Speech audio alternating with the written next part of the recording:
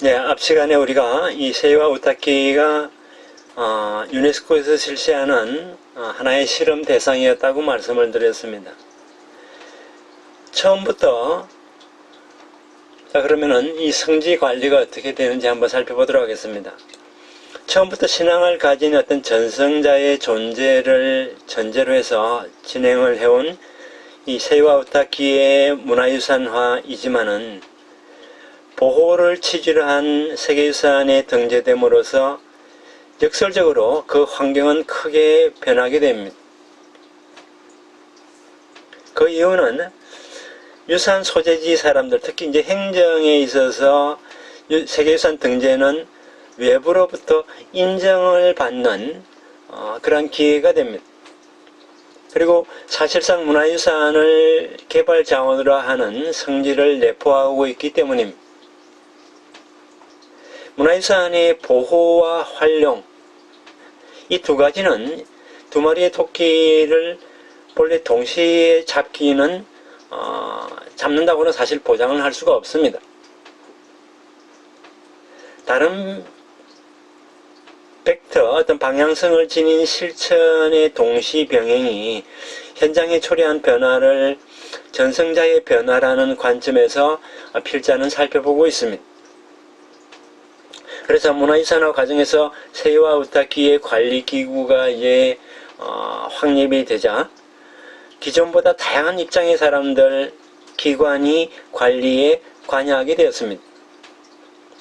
예를 들어서 앞서 말씀을 드린 그 난조시 같은 경우에는 이전부터 우타키의 관할 기관이었습니다. 그렇지만 실제로 이 발굴조사 작업이 이루어지고 매장문화재 담당 부서가 한층 더 직접적으로 이제 관여하게 된 것은 발굴 작업 이후입니다. 그 이후의 지자체는 세이와 우타키의 어떤 문화재, 문화유산으로서 구체적인 어떤 보호 방식을 결정해 나가는 어떤 실질적인 결정기관이 되게 됩니다.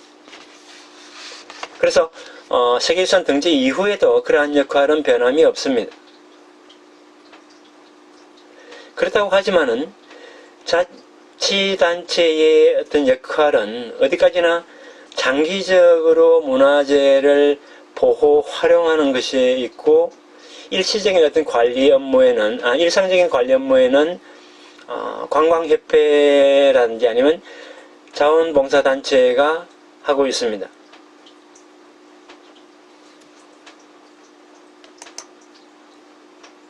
그래서 난조시 관광협회는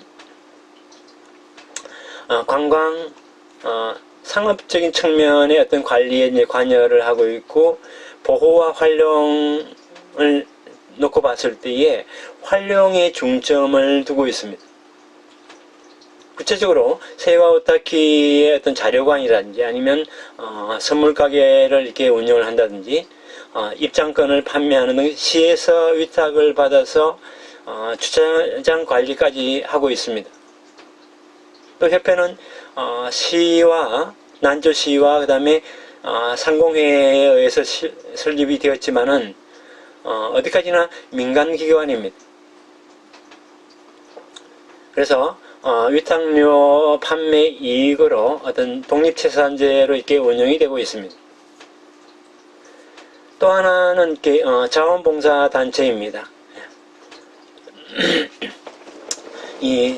그 이름이 낭만이라고 하는 건데 이것은 그 시교육위원회로부터 이제 세이와 우타키의 역사에 대해서 일정 기간 강의를 수강을 하게 되고 강의를 마친 수료생들 50명으로 구성된 비영리 임의단체입니다. 그래서 세이와 우타키의 어떤 우타키의 유래라든지 아니면 역사를 찾아온 방문객들에게 유료로 돈을 받고서 해설을 해줍니다. 또 안내도 해주고요. 그러니까 이들은 이제 난조시의 문화 담당자의 지도하에서 또 우타키의 어떤 청소라든지 아니면 성역을 관리하는 그러한 지킴이 역할을 또 하기도 합니다. 이 지킴이를 조금 더 살펴보게 되면은 단순한 어떤 가이드로서의 활동 이외에, 가이드로서 활동, 그 다음에 청소 외에 활동을 통해서 우타키의 그 어떤 신성성을 유지하는 데 일조하고 있습니다. 그래서 그들의 관리는 어떤 세속적인 측면과 종교적인 측면, 이 양쪽을 다 관여하고 있다고 할 수가 있겠습니다.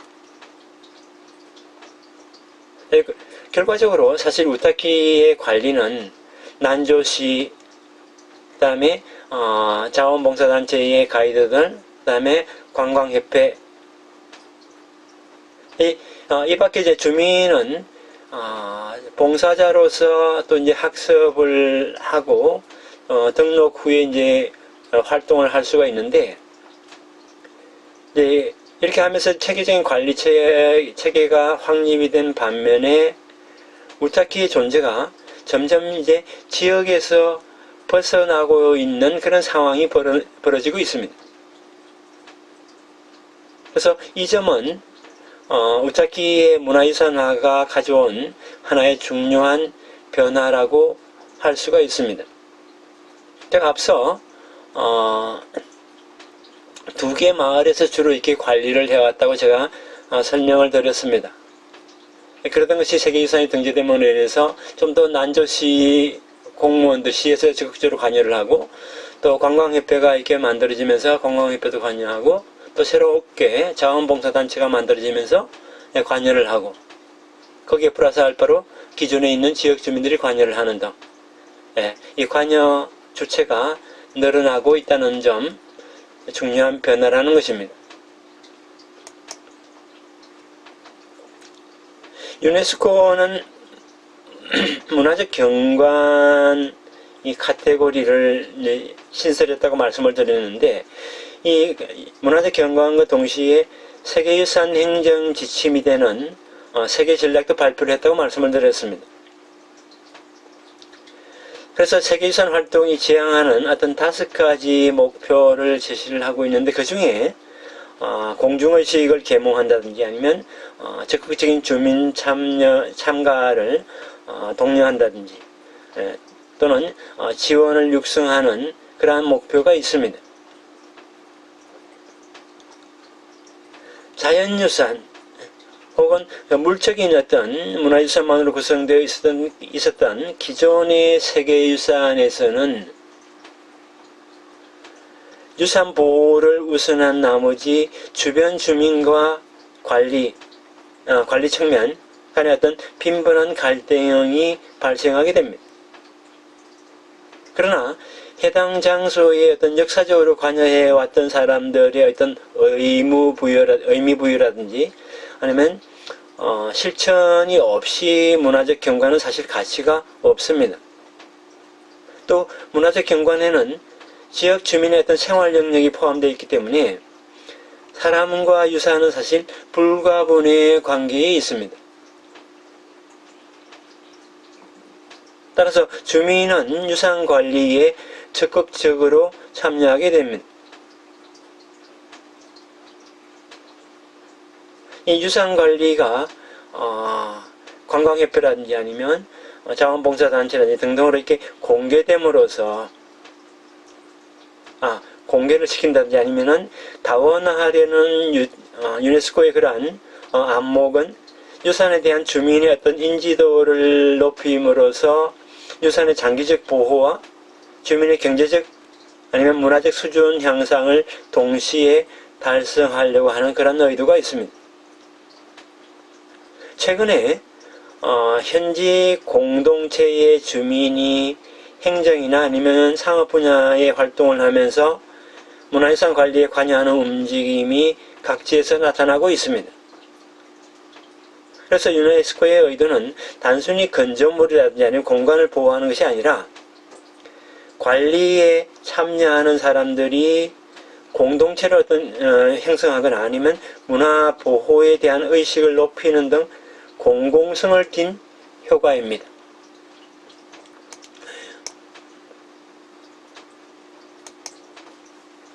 그래서 최근에 문화유산을 중심으로 한 이 공공권 구축을 논의하는 흐름이 점점 강해지고 있습니다. 그래서 이러한 것을 우리가 공공유산론이라고 부르고 있습니다. 공공유산론을 좀 더 이렇게 보게 되면은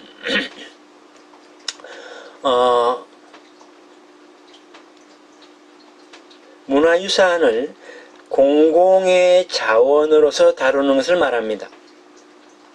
문화유산을 사회나 아니면 공동체의 지속 발전에 기여하는 것으로서 위치를 부여하고 있습니다. 여기서 말하는 공공이라고 하는 것은 사유국유에 대한 공유라든지 아니면 이 공유 이런 커먼스와 그 다음에 어떤 비밀에 대한 공개 아니면 공연 이 양쪽을 다 말합니다. 즉 어떤 특정 개인이나 단체에 의한 문화유산의 독점을 방치하는 것이 아니라 사회에 공개하자는 그러한 사상이 배경에 있습니다. 또 문화유산 관리방법으로서 주민 참가가 도입되는 것은 그야말로 이러한 맥락에서입니다. 그래서 이러한 공공유산론이 등장하게 된 배경에는 20세기 후반에 세계적 차원의 어떤 환경 연구가 상당히 발전된 것이 하나의 계기가 되었습니다. 자, 그러면은 이 커먼스에 대해서 여기 나와 있는 커먼스에 대해서 잠깐 한번 살펴보도록 하겠습니다. 커먼스론 자원 관리 방법에서 근대에 발달한 어떤 설계주의 질서를 대체해서 어떤 자생적인 질서를 재평가하는 것으로 알려져 있습니다. 우리가 문화유산과 관련해서 살펴보게 되면 기존에는 국가나 행정기구에 따라서 엄격한 관리가 바람직하다고 우리가 여겨왔습니다마는 그러나 행정과 지역 주민이 대립하는 등 기능 보존이 노정되어 왔습니다만 이 커먼스론의 영향으로 로컬한 생활세계에서 육성된 어떤 유연한 유산관리 방법을 제고하자는 의식이 점차 고조되게 됐던 것입니다. 그래서 문화유산을 어떤 폐쇄적으로 좋지 않은 것으로 이렇게 보호하는 것이 아니라 공동체에 열린 아니면 관여하게 하는 방식으로 보호해 나가는 방향으로 진행되고 있습니다.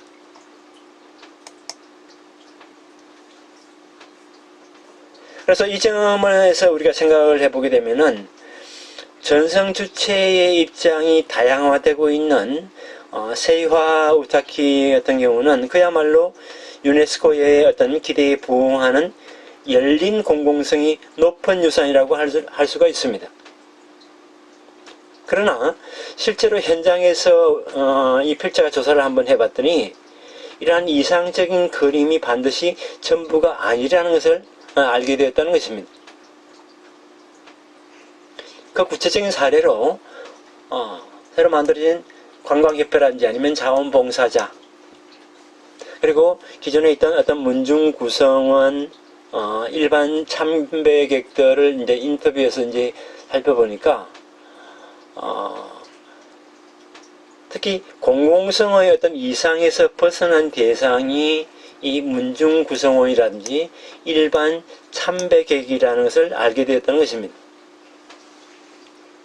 흔히 민소학자가 우리가 현장이나 아니면 현지를 조사하게 되면은 그 현장이나 현지에서 만나는 사람들의 입장 아니면 견해에 중립적인 자세를 취하면서 보고서나 혹은 논문을 작성하게 됩니다.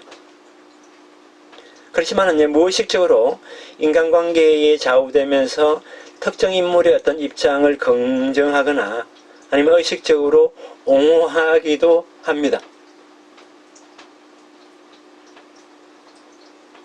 그래서 이 필자 같은 경우에도 관광협회라든지 아니면 자원봉사자, 즉 유산이 등재된 이후에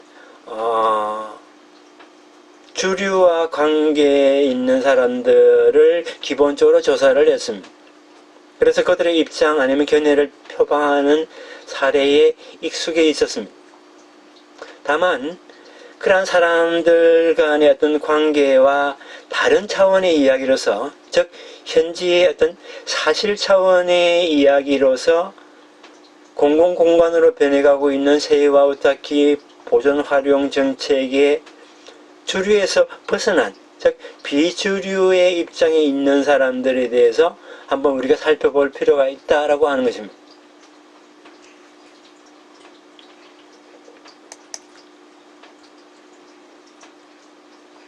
그래서 관리에서 이 필자는 이제 주류라는 표현을 했습니다만은 세이와우타키에 관여하는 방식이라든지 아니면 의미부여 방식에서 엄격한 어떤 제도나 규정이 조례화되어 있거나 아니면 공식, 비공식 등 어떤 선을 그것을 명문화되어 있는 것은 아닙니다.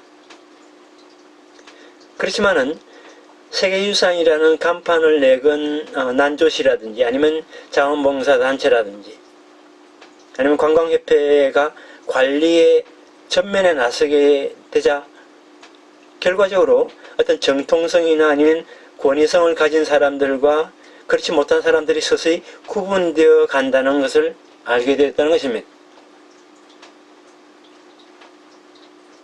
이 과정은 사실 지배적인 것의 어떤 견해의 리얼리티를 제공하는 과정이기도 합니다.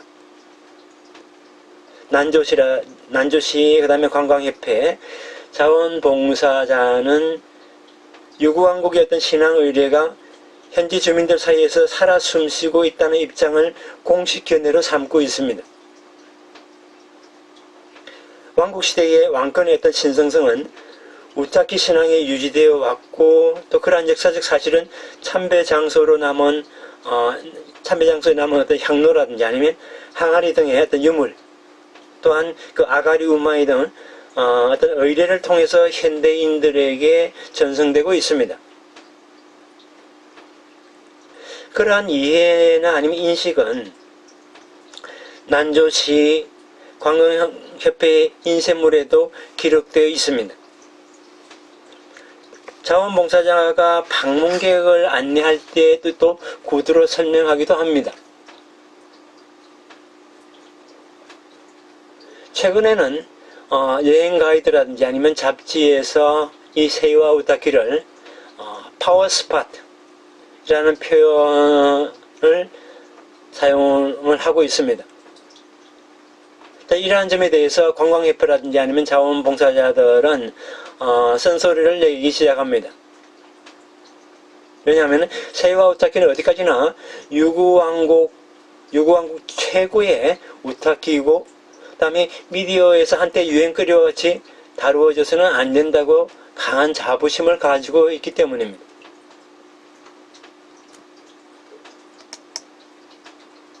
그래서 난조시라든지 아니면 관광협회라든지 자원봉사자들이 유구왕국에 직결된 어떤 의미부여를 실시하게 되면은 그것이 사실상 어떤 정통한 해석으로서 확산되어 갑니다.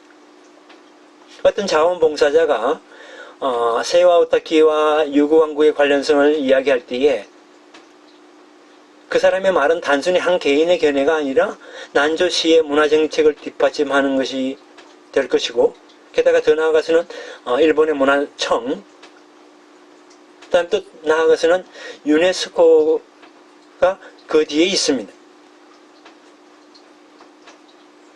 그래서 이 문화유산이라는 글로벌한 문화정책에는 이러한 계층성이 있습니다. 어떤 윗선의 권위를 배경으로 한 의미 부여가 점차 주류처럼 되어간다는 것입니다.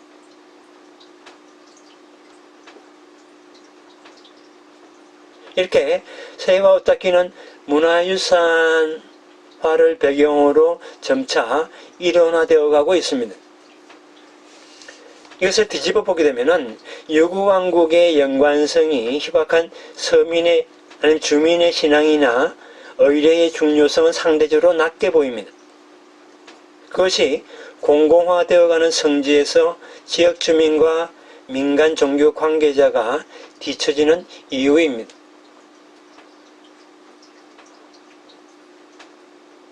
아직까지 관광객 수가 적었던 2000년대에 난조시라든지 아니면 자원봉사단체에 의해서 보호 가이드 활동이 자리를 잡아가고 있었습니다.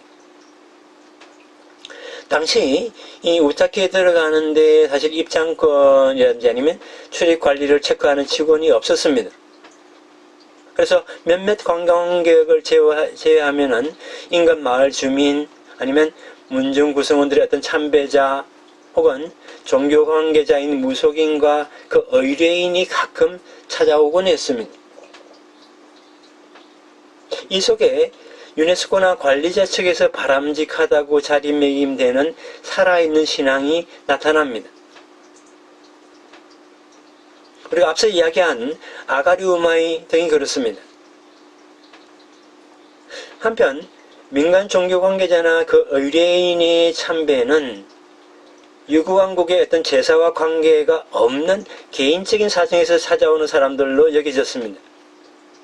그리고 성령 내에서 불을 지피거나 아니면 뭐 식사를 하기 때문에 말하자면 유산으로서의 어떤 가치를 떨어뜨리는 바람직하지 못한 신앙으로 자리매김되어 갔습니다.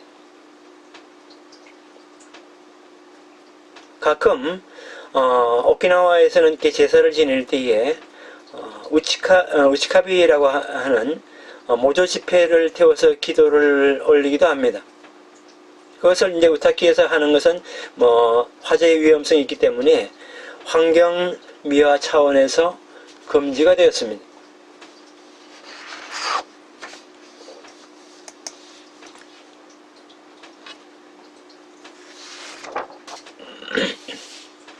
다른 한편으로 지역 주민의 신앙은 결코 소외된 것은 아닙니다. 오히려 관리자 측에서는 지역 주민의 어떤 연중 행사나 의례야말로 우타키의 신앙이 살아있음을 증명하는 것으로 존중해 왔습니다. 자, 그럼에도 불구하고 지역 주민의 이야기를 들어보게 되면은 우타키를 점차 멀리하고 있다는 의견도 들리게 됩니다. 앞에서 이야기한 두 마을 사람들에게 있어서 세이와 우타키는 마을 주민의 어떤 참배 장소이고 연중 행사 때 이곳에서 의례를 집행할 뿐만 아니라 매월 정해진 날에는 공동으로 잡초 제거를 해왔습니다. 그러한 활동을 통해서 우타키는 신앙생활의 어떤 중심적인 존재였는데 최근에는 난조시라든지 관광협회의 관리 체계가 정비되면서 과거처럼 관여를 할 수 없게 되었다는 것입니다. 2015년 여름에 이 필자가 학생들을 데리고 이 쿠데켄 마을을 조사를 했을 때 벌써 몇 년 동안 세이와 우타키에 가지 않는다는 얘기라든지 아니면 옛날에는 잡초 제거하러 갔지만 이제는 안 가게 되었다는 이야기를 나이 많은 어른들로부터 듣게 되었다고 합니다. 그래서 이 남성에게 다시 훗날 다시 한번 이야기를 들어갔을 때 이렇게 이야기를 했다고 합니다. 세계유산이 되기 전에는 우리가 관리해 왔어요. 염소에게 염소에게 줄 풀을 베기도 하고 도둑이 못 들어오게 방범을 세기도 했죠. 종교 관계자가 마음대로 향로를 늘리거나 하지 못하도록 감시도 했어요. 2차 세계대전이 끝날 무렵에 까지 이 마을 땅이었습니다. 세화에는 벌써 10년 동안 안 가요. 세계유산이 되기 전에는 관광 오는 사람이 별로 없었어요. 참 인간은 참 희한합니다. 무속인도 없는데 세계유산이 되니까 기도하러 온단 말이야. 지금은 입장하는데 돈을 내야 한다니까? 돈을 안 받으면 좀 더 가기 쉬울 텐데 말이야.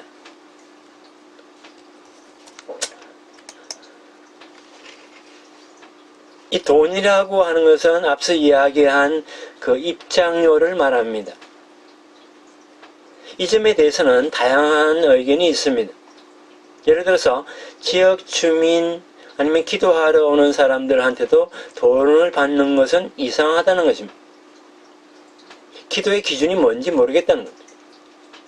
어느 선까지 사람의 마음에 응급 가능한지 사실 모르겠다고 이야기하는 60대 여성도 있습니다.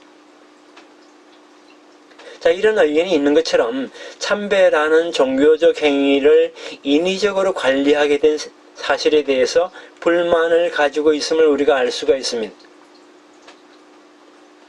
지역 주민 가운데는 마을 소유였던 우타키가 자원봉사자 조직, 자원봉사단체, 그 다음에 관광협회 관리하에 놓이게 되면서 자신들의 생활 범주에서 멀어져 버린 점에 대해 납득이 안 가는 사람들도 있을 것입니다. 이런 세이와 우타키에서는 다양한 섹트가 관여를 하면서 관리하는 구조가 되어 갔고 많은 방문 계획을 적확하게 유도하는 노하우가 축적되고 있습니다. 자원봉사 조직을 매개로 해서 서민이 관여하는 어떤 회로도 만들어지고 있고 공공성을 띤 문화유산으로서 어떤 공동체의 참가가 실현되고 있습니다. 자, 그러한 장점을 고려하면서도 전성 주체가 변화하는 이면에서 기존부터 있어 왔던 신앙, 성역 관리를 실천해왔던 일부 입장의 사람들이 그 틀에서 서서히 멀어져 가고 있다는 사실을 우리가 확인해 둘 필요가 있습니다. 나중에 이야기하겠지만 지역 주민은 결코 참배를 못하게 되거나 세이와 우타키에서 행사를 못하는 것은 아닙니다. 그러나 청소나 환경유지를 포함한 관리 역할은 지역 주민으로부터 멀어졌고 관광협회나 자원봉사단체 등 공공섹터로 옮겨가고 있습니다. 이러한 기능 분화와 어떤 선별을 지자체나 관리 측의 하자라고 우리가 할 수는 없습니다.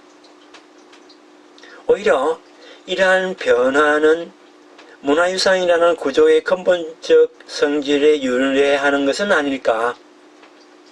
즉 생활이나 문화의 전체성 가운데 어떤 부분을 재화의 제자, 재나 아니면 유산으로서 평가, 가치화해서 그 부분만을 공적 가치가 있는 영역으로서 코먼스로 전환시키는 문화유산 제도의 본질적인 문제가 있다는 것입니다. 무언가를 우리가 평가한다는 것, 아니면 어떤 부분을 선별한다는 것은 필연적으로 그렇지 않은 자녀 영역을 낳게 됩니다. 조금 전에 이야기한 사례는 그러한 영역에 뒤처진 사람들의 목소리입니다. 자, 그러면은 이어서 흔들리는 성의 개념의 경계에 대해서 한번 살펴보도록 하겠습니다.